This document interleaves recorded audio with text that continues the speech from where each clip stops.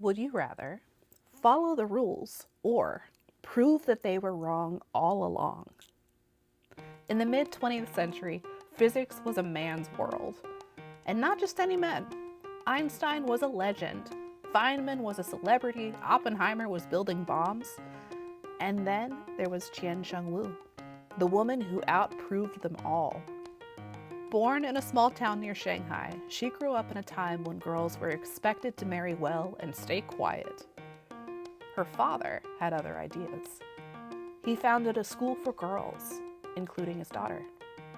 Wu didn't just attend, she thrived.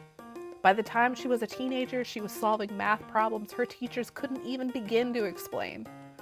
She studied physics at Nanjing University and then left China in 1936 for America. One suitcase and one goal: to understand the universe.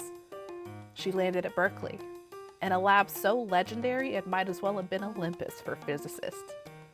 She mastered nuclear fission, radioactivity, beta decay. She was the expert.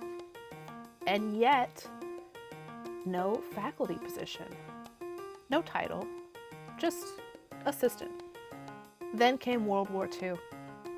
America needed scientists. Suddenly, being brilliant and overlooked was an asset. Wu joined the Manhattan Project, helping perfect a process that made uranium usable for atomic reactions. She knew what that work would become, and she did it anyway, because war doesn't leave room for perfect ethics, only impossible choices. After the war, she kept teaching and researching. And then came the problem. Two theoretical physicists, Tsung-Dao Lee and Chen Yang, proposed something wild. What if one of physics' most sacred rules, the conservation of parity, wasn't actually true? Parity said the universe should behave exactly the same if you flipped it like a mirror image. Left becomes right, but the laws don't change. It was elegant. It was beautiful. And it was probably wrong. They asked Wu to test it. She was the only one meticulous enough to pull it off. Wu designed an experiment using cobalt-60 atoms cooled almost to absolute zero. She flipped them, mirrored them, reversed them over and over and over, while the rest of physics held its breath. And she proved it. The universe does play favorites. Left and right aren't symmetrical after all. Her discovery shattered a rule that had stood for decades. It rewrote physics.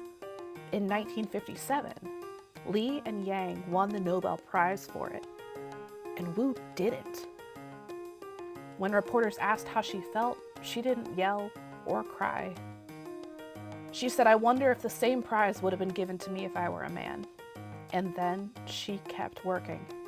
She refined nuclear decay theory, helped design radiation detectors, and taught generations of scientists how to question the world and the men running it. Her students called her Madame Wu. She carried herself like someone who knew her worth even when the system did not. She once said, "There was only one thing worse than coming from China, and that is being a woman in China." And still, she did not bend. When she died in 1997, her ashes were returned to her hometown, buried beneath a statue holding a sphere. A reminder that the universe isn't fair. It's tilted. And sometimes it takes someone brave enough to prove it. So, would you rather follow the rules or prove that they were wrong all along? History is full of choices. Which one would you make?